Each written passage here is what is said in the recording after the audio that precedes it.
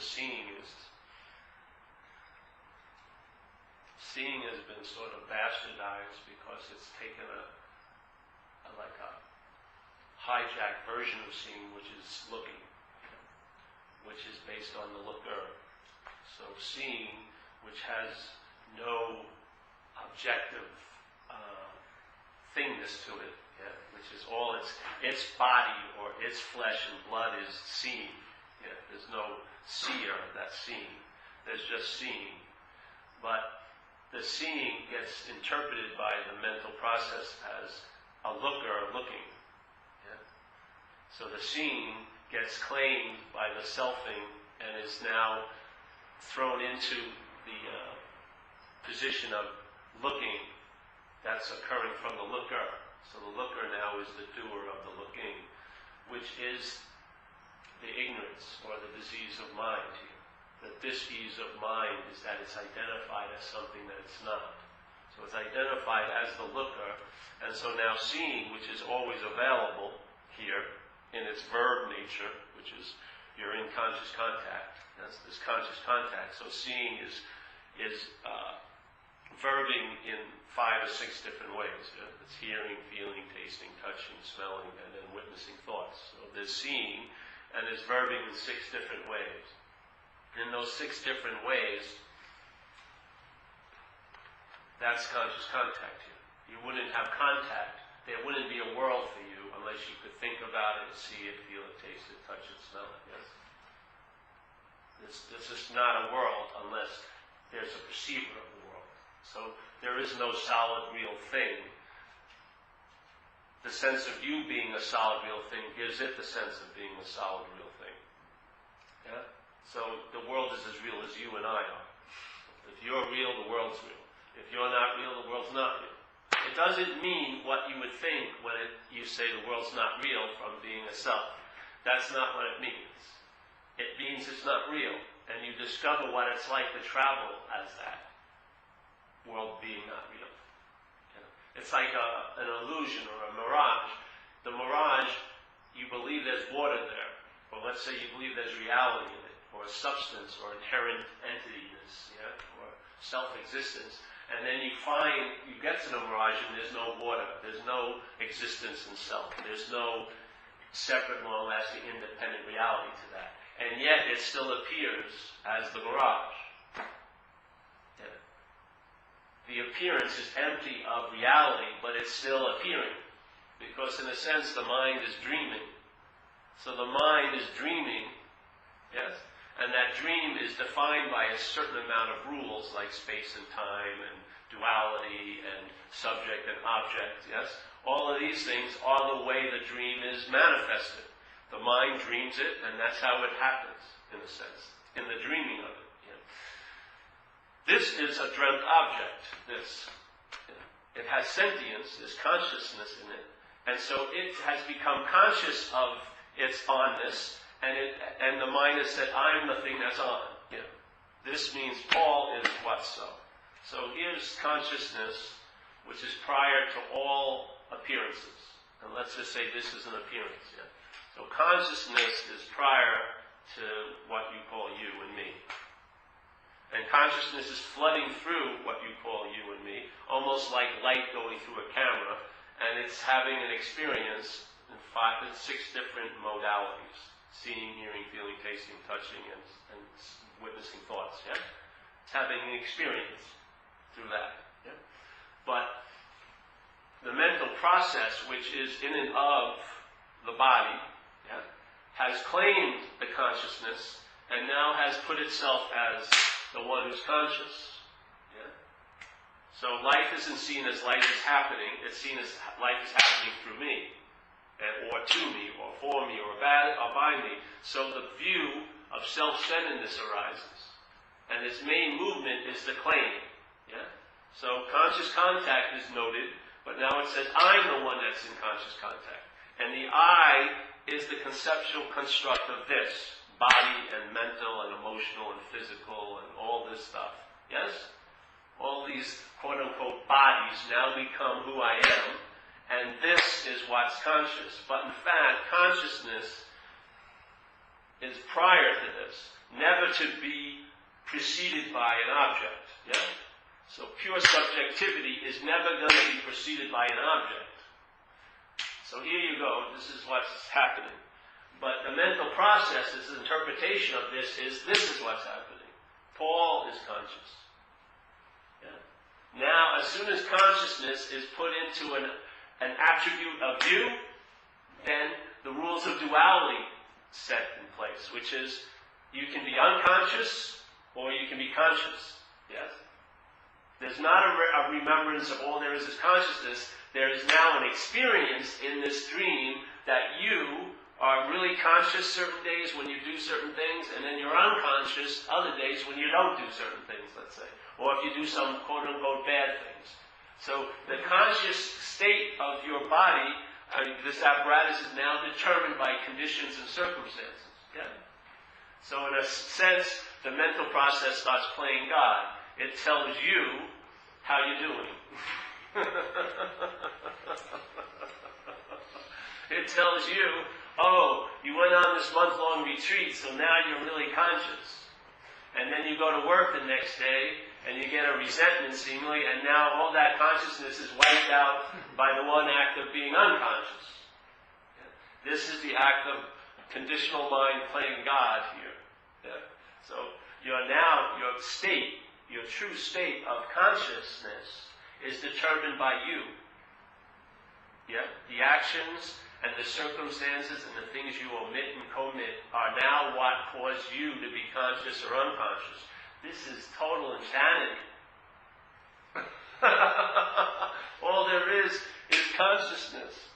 While you're super incredibly terrible, they're seeing, hearing, feeling, tasting, touching, and witnessing thoughts. When you're unbelievably, illuminatedly great, blissful, they're seeing, hearing, feeling, tasting, touching, witnessing thoughts. The consciousness doesn't change one lick, no matter how much you change. Yeah? No matter how much you flower or how you erode, it doesn't matter. Consciousness is all there is, but not to you. Consciousness to you is the state that you get yourself in or out of by doing something or not doing something. So you, in a sense, play God with what some people would call God, which is consciousness. So you actually, your mind plays God with it. It says, I'm going to tell myself when I feel good, and I'm going to tell myself when I'm doing great, and I'm going to inform myself when I'm not doing great. And my conscious state will be determined on what I do or don't do. It's not a natural state. It's a totally unnatural state that can be manipulated and maneuvered and controlled by my actions. And maybe if I find someone who's even clearer than me, they'll help me control it. Yeah? So by me listening to them, I'll improve my consciousness.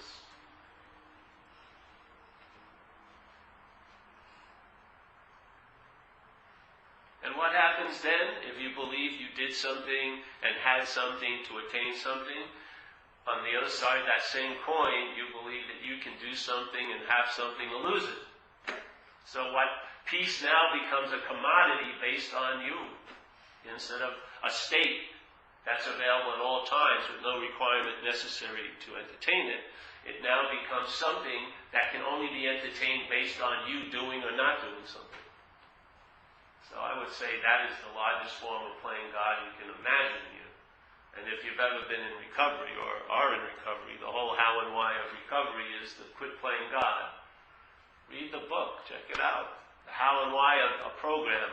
If you hear the how and why of a program, that's a comprehensive take of a program. The how and why of it. I mean, it pretty much includes everything. And so the biggest thing is to quit playing God. Why does it work? Well, what is playing God? Check it out. You're playing God concerning your own nature. Yeah, which is not of this place. So how could this place manipulate what is not of this place? How can an illusion ever get good enough to recognize the reality? It's impossible. All it is that can happen here is you can exhaust the systems of trying to know and trying to get, and maybe in that exhausting the selfing and the seeking, there'll be a moment where you'll realize I needed to do nothing. It'll just dawn on you, and that echoes through all the practices That's the final culmination of anything that's worth its salt here, is I need do nothing. Why not start there? Who are you buying off by all the doing? The God of your mind's making. It's going to give you permission. I'm telling you, if the greatest authority in your life, let's say, quote-unquote, spiritual authority in your life showed up right now, let's say, I don't want to use any, whatever, some very, very important person that you have this whole story that, oh, I totally have faith in this person. And they came here and they said, oh, listen, Paul, you know, there's nothing you ever needed to do. There's nothing you need to do now. And there'll never be anything you need to do. You're totally, inherently okay. And this sense of permission would rush over me, because here's the authority of all authorities to my head, saying it's okay. So I get this giant rush of relief. You know, maybe it'll last an hour or 2, 4 hours. But then I'd go home, and then the real authority would start chiming in. Well, I still think I've got to meditate.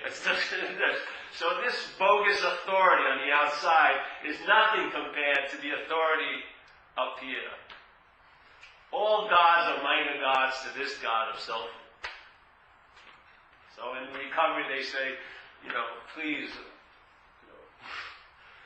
turn my will, my life over to the care of a higher power of my own understanding. Hopefully over time you'll realize I do not want to have a relationship with a power greater than me of my own understanding. I want to know it of its own understanding, which is more revelatory.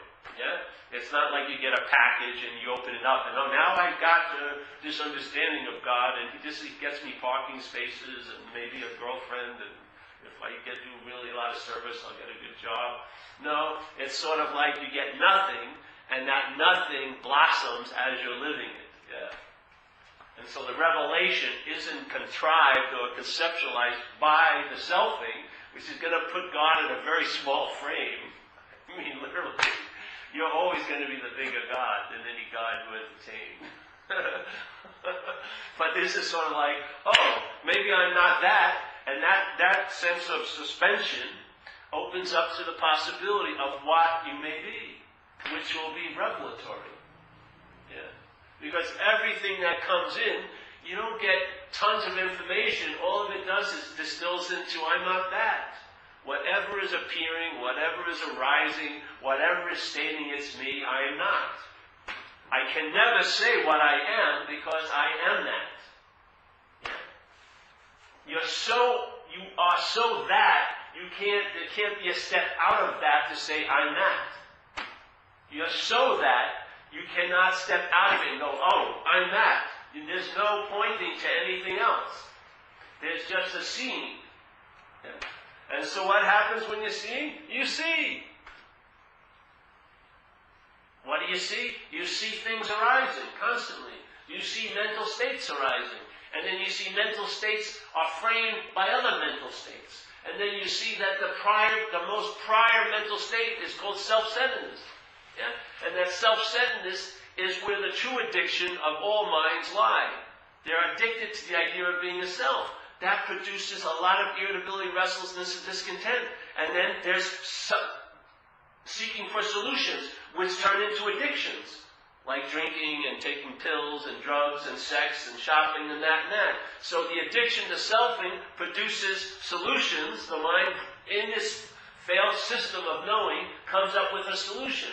Like for me, I had alcoholism since I was young. My first solution to it was alcohol. When I drank, I got a little relief from alcoholism.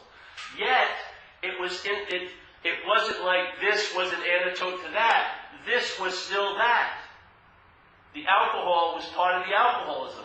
The solution was part of the problem because of the system it was being held in.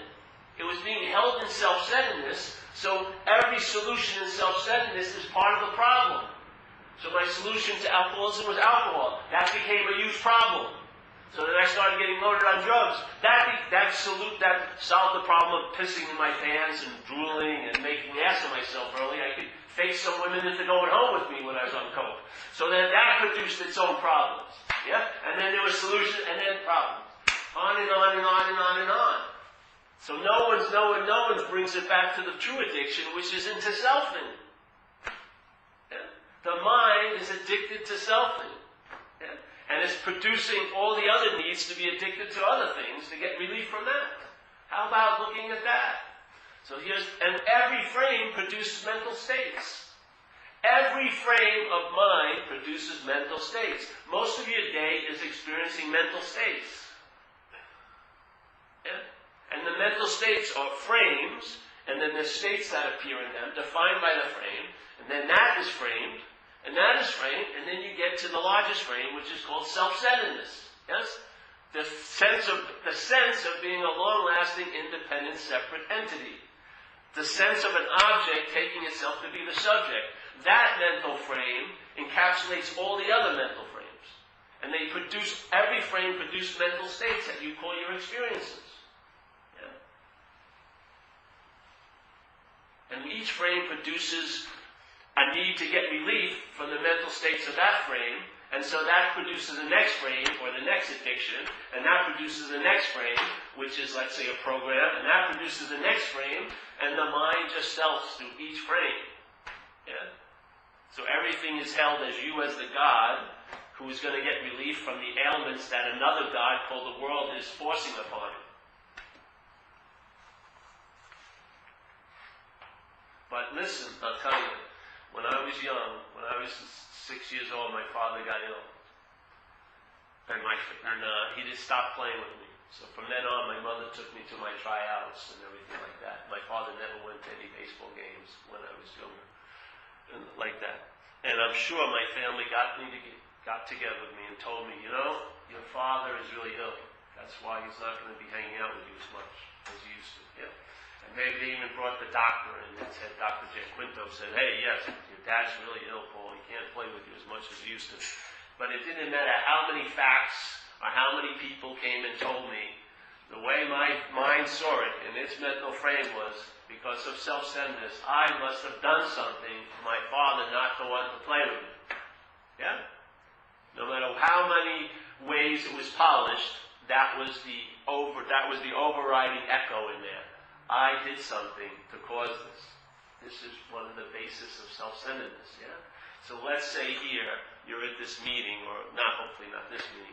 Let's say you go to a meeting where they're talking about all there is love, and the eternal oneness, and everything is blissful, and just love and compassion for each other. But your experience as you travel each day is not really like that, yeah? So let's say, okay, you believe this stuff when they're talking about all there is love and everything like that. But then, it's not translating in a sense. Here, you feel like you hate a lot of people, it sucks, fuck this. Yeah. What? And so, for this, to be this, you had something to do with it in self-centeredness. I mean, there is no escaping this distorted responsibility of self-centeredness. If you have heard this, everything can be love and blissful, and love thy neighbor as thyself, but your traveling here is not of that sort. You better believe, on the bottom line of your mental framing, that you had something to do with this looking like this. Yes? In Course in Miracles, they call it the initial guilt. The guilt of separation. Because you're experiencing separation as real, and being self-centered is you believe you had something to do with separation coming to pass. Yes, you do entertain the idea that all there is love and all there was God, but that's not what's happening now. And as you know, in any situation you ever find yourself in, you usually see how it pertains to you. You have something to do with it. Yeah? Well, on this giant level, you have something to do with it. You have heaven looking like hell. Yes? Now, I don't feel you're going to travel too lightly with that onus on your shoulder. I actually believe most of your activity here will be trying to dump it out on others and other things and try to get rid of it. But it never works. And so that, in some senses, they call that the iron ball, or the contraction of self. Yeah? The contraction of self is like supreme guilt. Guilt for being the cause of separation. And I'm telling you, if you're obsessed in self-centeredness, it's going to root you right there. No matter how many times you blame others, that's just a way of trying to get it off you. Because inherently it always goes back to you. Thank God it's not so. That's the only solution. If you take this place to be real, how can you even sleep at night? How can you enjoy your one-bedroom apartment when other people are starving in fucking 6th and Market? You'd have to sort of distract and disassociate, wouldn't you?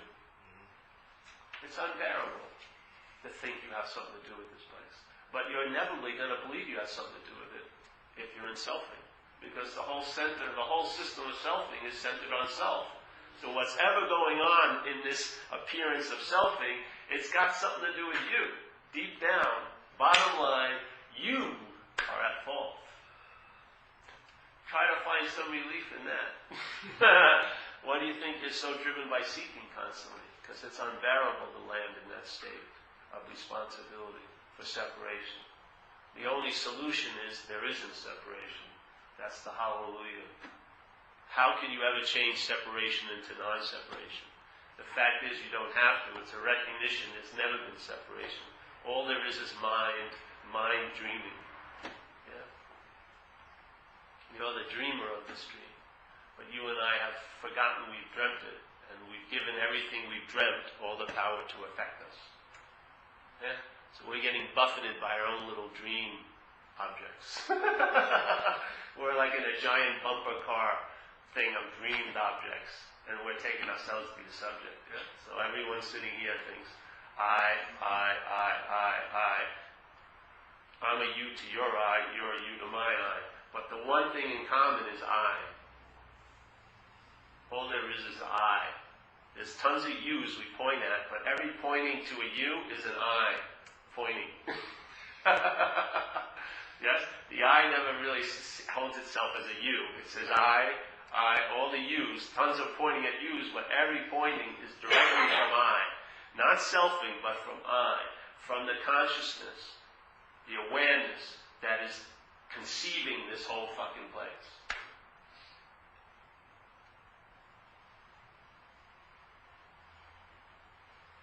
So I'm not looking for self anymore. That's the business of this world. I found relief from self. A whole different way of going about things. When you realize the best way to get out of any problem is to realize it's imaginary. Because then, just like when you realize what's not happening is what is not happening, what more do you need to do? When you see a mental state appearing in the frame that you're identified as, and the mental state is about what's not happening, which is a common mental state in selfing, yes? Most of the time the mind is occupied with thoughts about what's not happening, either the past or the future, yes? So here you go. You're in that, it's producing physical effects, so the mental state produces a physical effect. You're feeling anxious, and you're bummed out, and you don't feel good, and you're not going to get up, and everything like that, because your head's forecasting it's not going to be too good today. Yeah? It's already made today into what's not happening. It wants to give you a compressed file about today. It's going to suck. When the day actually gets presented moment to moment to moment to moment. Yeah? The mind doesn't like that. It just wants to compress it. Oh, Monday sucks. What? No, it always sucks. Okay, there we go. So there. So you're in what's not happening, seemingly. What would be the only solution that holds water to what's not happening? It's just a simple recognition it's not happening. Once it's recognized it's not happening, what more do you need to do? What's the next thing that's called upon to do? Nothing. That's the beautifulness of it. You're left with fucking nothing again. My head's concerned about a hernia operation that I'm not having today. Yeah? Let's worried about what they're going to tell me on Tuesday, which is, 4 days in linear time away. It's easy to recognize. Hey, I'm sitting here, and let's say it's causing a little constriction in my stomach because my mind thinks something bad's going to happen in the hernia operation. So it creates or makes the feeling of that badness now by entertaining what's not happening. Do I want to take some medicine for this thing? Or just realize, hey, what's causing this is not happening. Usually then my stomach will relax. I won't have to take a pill to make it relax, because what is taking a pill reacting to what's not happening? That's a compounding of what's not happening. Yes? Because now you're entertaining a solution to what's not happening. Yeah? When the only solution to what's not happening is it's not happening. Taking a pill as a solution to what's not happening is going to produce some more what's not happening. Maybe an addiction to the pills. Because the only way I can be okay now is to take a pill concerning what's not happening.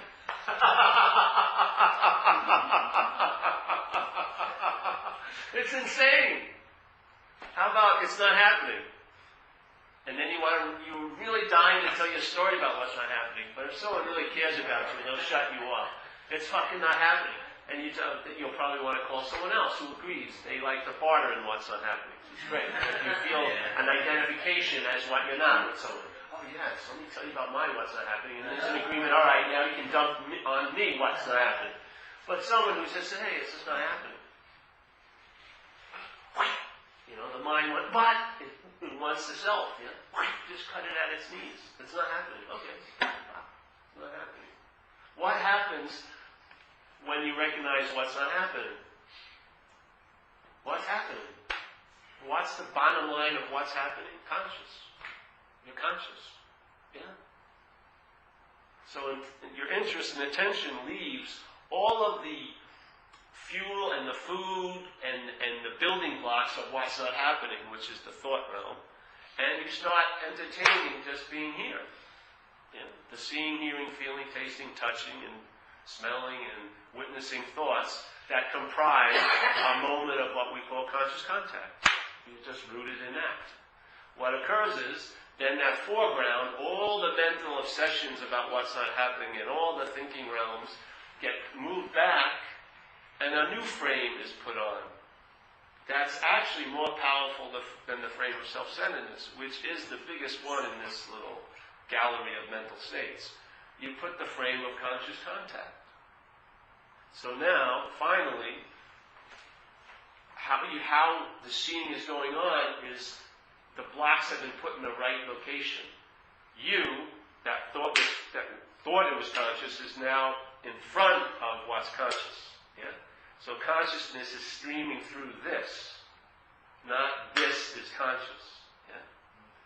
And then blue starts being seen as blue, red starts being seen as red. Things get obvious. Yeah? Because clarity ensues. The clarity that's always available at all times.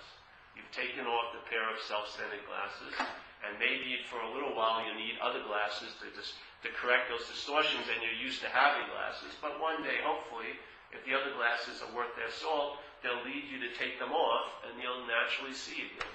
You'll just see. And that's that. To me, it has much more of an impact than 800 pages of scriptures, seeing. Or all the hundreds of photos of dead, quote-unquote, masters. Seeing. It's right underneath our nose. That's why we don't recognize it. Because it's not given any importance. It really isn't. Most of your day is spent on thinking about what's not happening. Yeah? And then having the effects of your mental idea of what it would be like when it happens. So you have a mental experience being downloaded into a physical body. And so mental and physical realms are dominating, and then, let's say, the quote-unquote spiritual realm is totally unnoticed. And then any time you entertain a spiritual experience, you entertain it in the mental and physical realm. You don't entertain that there is no mental and physical realm, and that's the spiritual experience. You entertain, let me find some spirit in the mental and physical realm. And let me, acquire some and graft some onto my mental and physical state, with the hopes that will give me some relief in the mental and physical state, which it will. But it's not the spiritual state. It's a contrived, distorted idea of spiritual state in the mental and physical realm. Yeah. This is recognizing what's underneath, above, below, and permeating every mental and physical experience realms is spirit. All there is spirit. Spirit is the context that's allowing the physical and mental to appear to be real. Yeah? Without the spirit, there would be noting or acknowledging or cognizing anything. Yeah? So I would say this is the mother and father of all. But I don't believe you can access it as a physical, mental thing. you have to entertain I'm not a physical mental thing, and that's its access. Yeah? No thingness is met as no thingness, not as a thing. You'll never meet no thingness as a thing. It's impossible. What makes you seemingly a thing is the deterrent to knowing no thingness. It's really the absence of you as this, that's the presence of no thingness. The absence of you as this is the presence of no thingness. When you have forgotten yourself, which comprises this feeling of being Paul and all the old ideas, is when you, quote-unquote, feel the best here.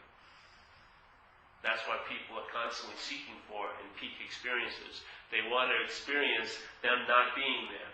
Just like I was watching this surfer yesterday, Rob Machado, really cool dude, and he's talking about the lake. He says, well, what is that experience? He says, are you, when you're riding a wave, is it the technical aspects, or are you just getting into it totally? He says, well, the technical aspects just set up the platform for you to entertain that, but it's all about that, where you're not there. Yeah? So, but why, that's a nice free sample, but you don't need an event to bring that to light. You are that light of not there-ness. Yeah? I am the not there-ness. Yeah? I am the absence of selfing. Yeah? I'm not being imposed on by the obsession with selfing. I am the absence of selfing. I am the absence of that. And actually, the true nature of selfing is that it's absent. It doesn't exist. It's not real. So by its absence, you know it. Yeah? You know by its absence. That's why I love this message, because it changed the direction of my interest and attention. When I heard it, it was like an unspoken yes, and to this day, it was the last answer I ever heard. That was it. That one, all the little cans got kicked. It was just like, and in my mind's just been looking that way ever since. And it's infinitely entertaining looking that way. It gets very bored looking this way. I mean, all you're doing is the same old, aren't you? I mean, self-centeredness maybe provides 6 possibilities. Never that you're okay, but you will be okay if you do this and get that and do this, or you will be saved if you meet the right one, or you will. It always has duration and space to cover for you to get it. So it's always based on you as the doer acquiring these qualities that you so sorely need when you are the source of those qualities. Just as you're not. You're not the source of those qualities as this. But you are the source of those qualities as the absence of this. Yeah, so nice to me. So, I'm not looking for who I am, I'm just seeing what I'm not. That's all it is. To me, that's the activity of being what I am, is in seeing what I'm not. Yeah. I'm not a mental state. I'm not a physical state. I'm not a worldly state. Jesus says, I'm in this place, but I'm not of it. So I'm not of this place. I'm not of this material of appearance. I'm not of this appearance of mind stuff, but I am that mind that's dreaming. Yeah. Produces a great relaxation. I mean, you could get 12 massages today as a self, and you'll never get close to the relaxation of absence of self. Never. Never. I mean, it's all contrived because you have an inner ball. You're just contracted. Your whole mental and physical state's contracted by this entertaining selfing. You can work it and try to release it. And when it releases it also believes in time. So if it releases, it thinks it can unrelease. Yeah, so you get a free sample, but then you seem to lose it, don't you? Because time. So you have it now, but it seems fleeting because I won't have it later. The timeless state, that's not going on in the timeless state. And your entrance into it, because there's no entrance into it, it's like the gateless gate, or it's like trying to enter everywhere, you're already there. It's so obvious after a while, there's nothing that can keep you from it. How can an appearance lock the door to reality? It's impossible. The door is just an appearance. There is no door, right? You're right, squatting it right now.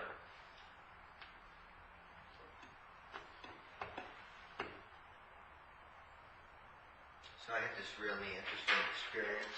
You did. I see it all over you. You know, the boss comes up to job to me and says, "Well, you're really a loving person." And I didn't think anything of it. And then I saw all these loving actions coming out of me, you know, towards other people. And then the thought could have come, "Oh, I'm a loving person." No, life itself is loving, and it expresses through me, and I can't take credit for it. That's right. Well, you can try to take credit for it, but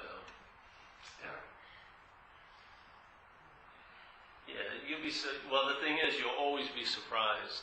The mind will always be surprised by the revelation of living through you, because it's not the way it thought. Yep. It has a difficult time fitting it into the self-centered frame.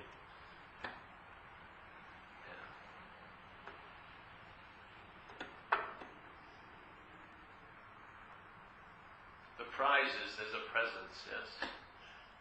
There's a presence by your absence. And there's nothing you can do to cause your absence. It's inherently so. So that's the good news, yeah. It's just entertaining the absence that's already so. It's not difficult. It's sort of like, you know, when you talk about acceptance, let's say the act of acceptance in this room would be not to want to change anything in the room. How easy is that? I don't want someone who's not here to be here. I don't want someone who's here not to be here. It's basically, acceptance is just as it is. Well, the same thing. There's no need, you're not going to produce your absence. It's a fact. As an inherent, separate, long-lasting, independent entity, you are not.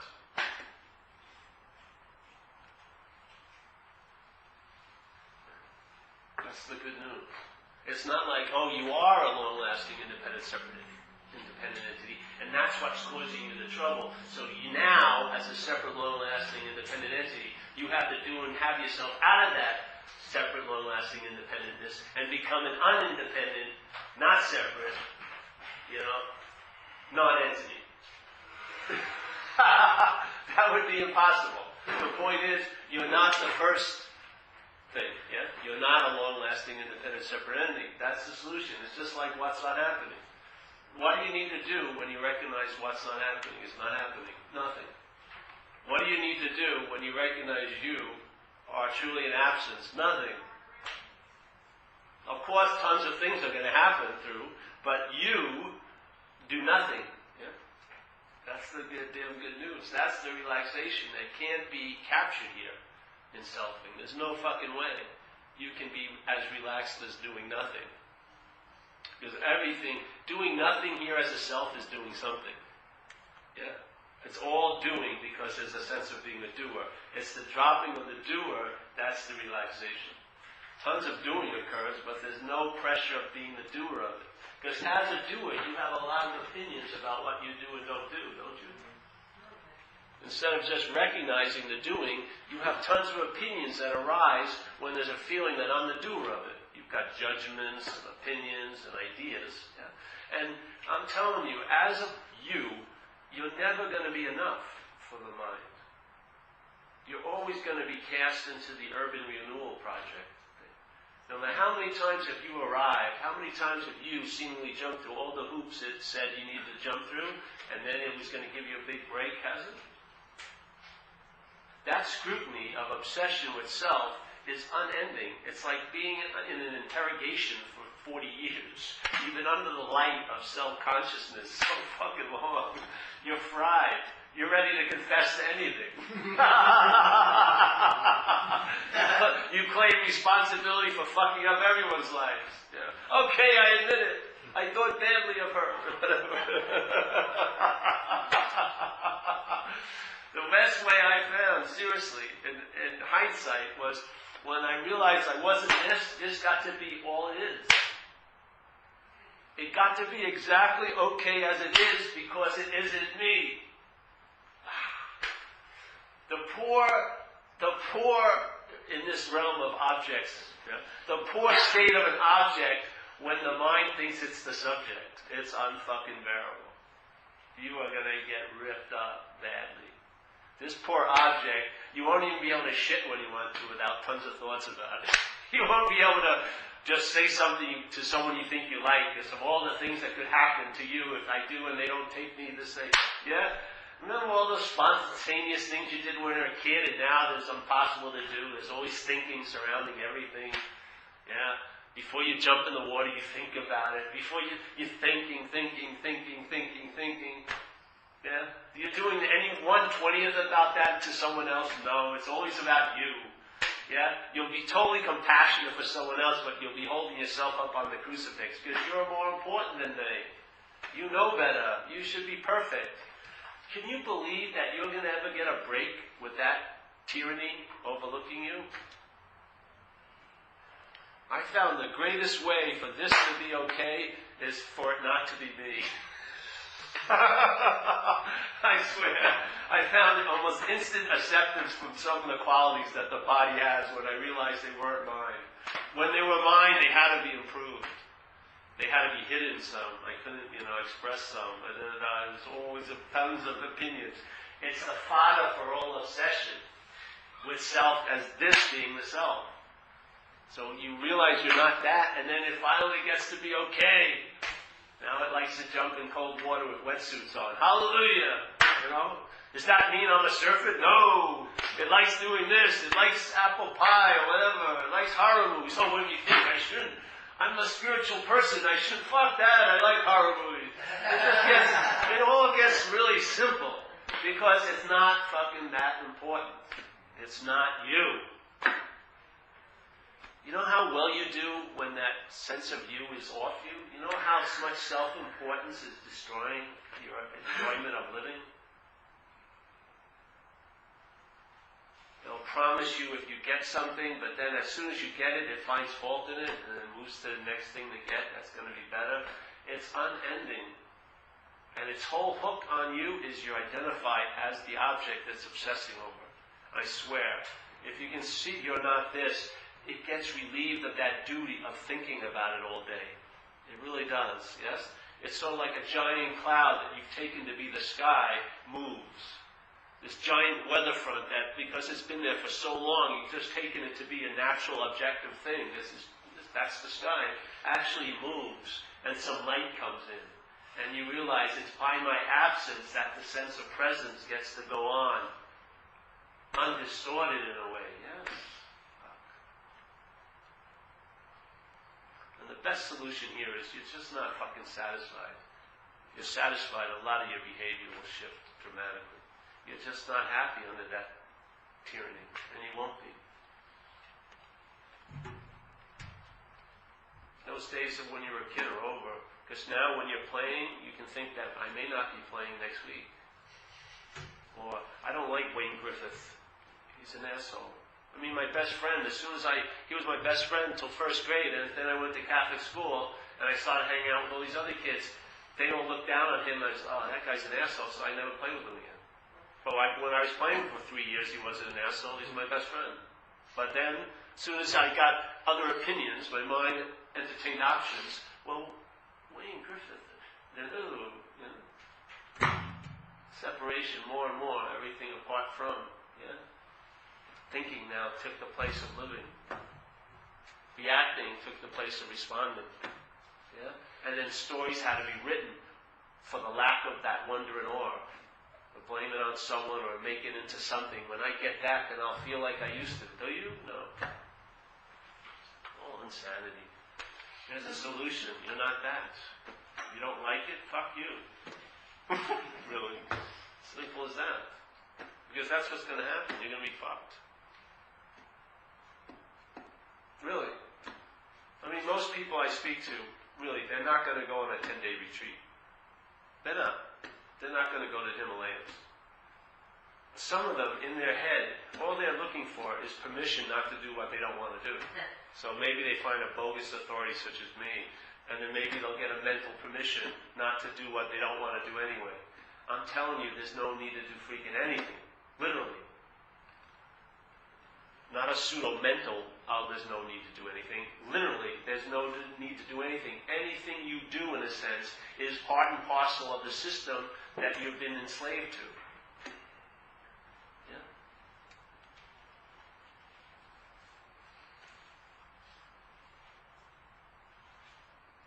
sense now, is there anything you needed to do to have that sense available? All you needed is to hear a message. Yeah. Just a very, very crude indication or pointing in just a strange direction of everywhereness, and something gets loud, doesn't it? A sense of energy starts vibrating, a sense of a sound that's deafening, yeah? A presence of consciousness.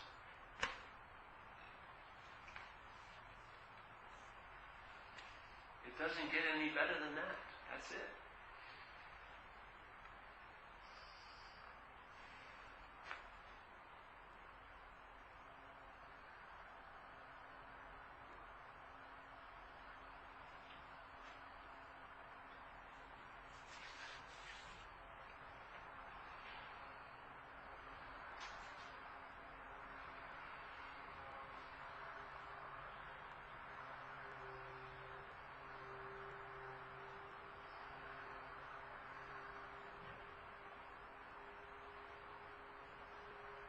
Any questions?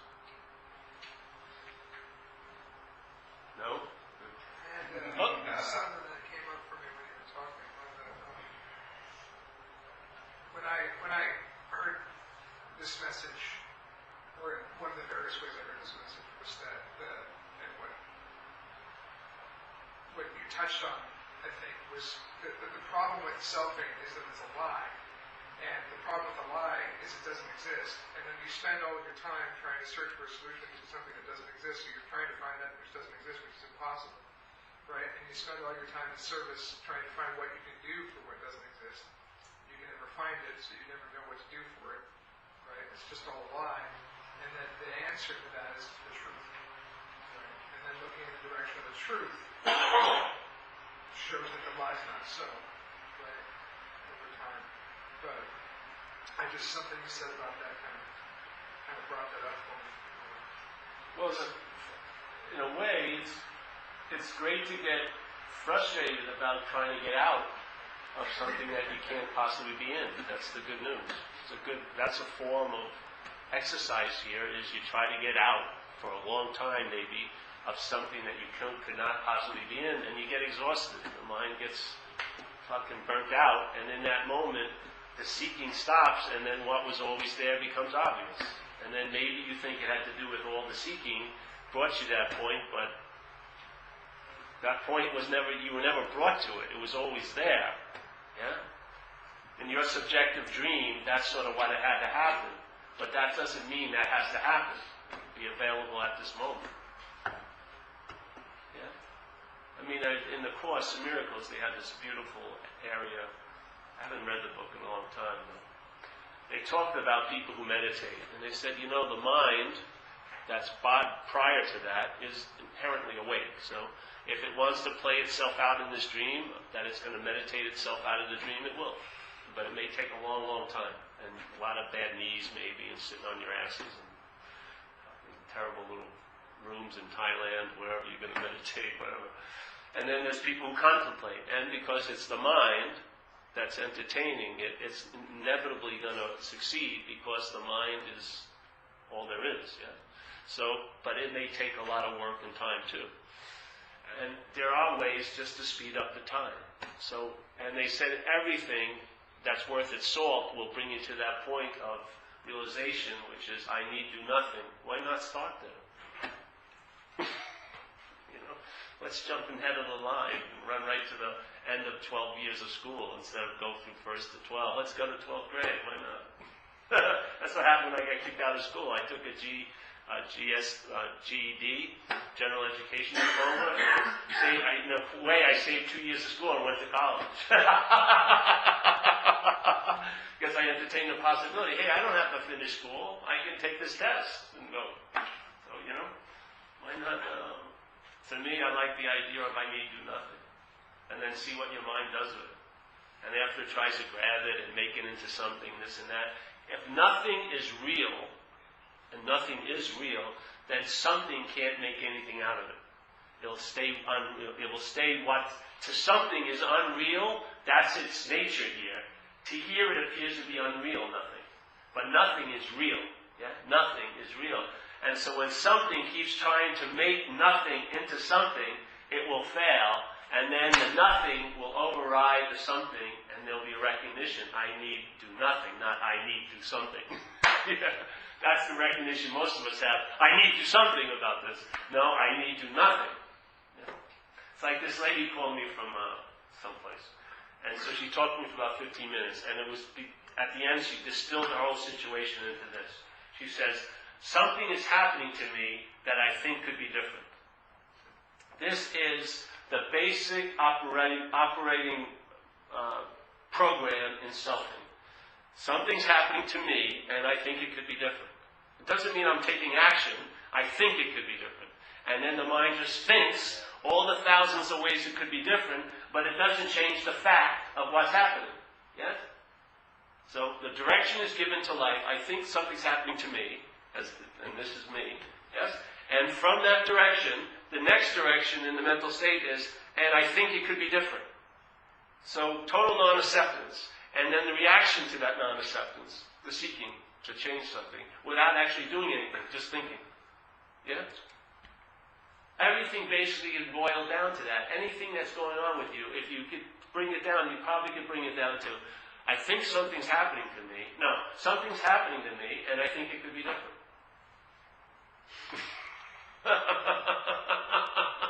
That's like the gateway into hell. What are you going to do? The mind's going to apply what? A failed system called thinking to it. You go home. What happens when you have a problem? You go home and think about it. You come out with 10 more problems. Fuck. It's unbelievable. There's a solution.